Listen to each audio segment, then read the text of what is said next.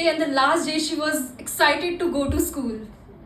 From then, she was afraid to go to school. The girl was already suffering from multiphobia, fear of talking to people, fear of facing people, fear of going out. She had no friend, but she had one friend. It was her grandfather. She loved him a lot. I guess someone can relate me, like a person who was like everything to her. And it was her grandfather. When she was 8, she went through a very painful surgery and she was in the hospital for like 3 months.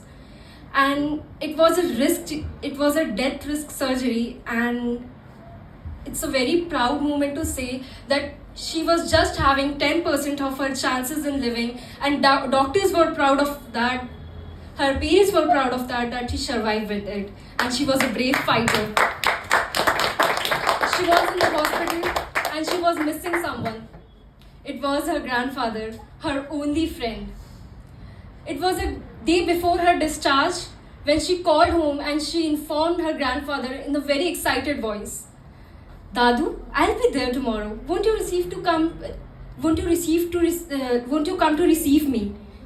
And her grandfather replied with the excited voice, "Why will I not come to receive my princess? I miss you and I love you so much." But in the start I said, life is not simple. They didn't know there were so many surprises waiting for them, and that was the last call between them. The next day, she reached the airport and she saw her uncle came to pick them up. And she was sad. But she still had hope that he will be there at home waiting for her. She reached home and she saw a dead body covered with flowers and a lot of crowd. And she refused to accept that. She ran into the room and she shouted, "Dadu, I'm here."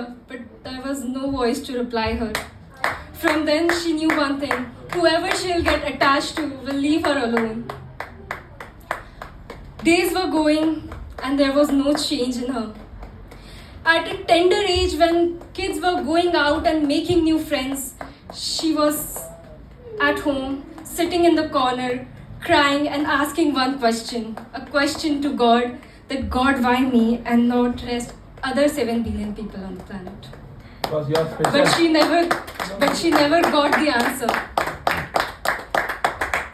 It was the day before her 14th birthday. It was night about 9 or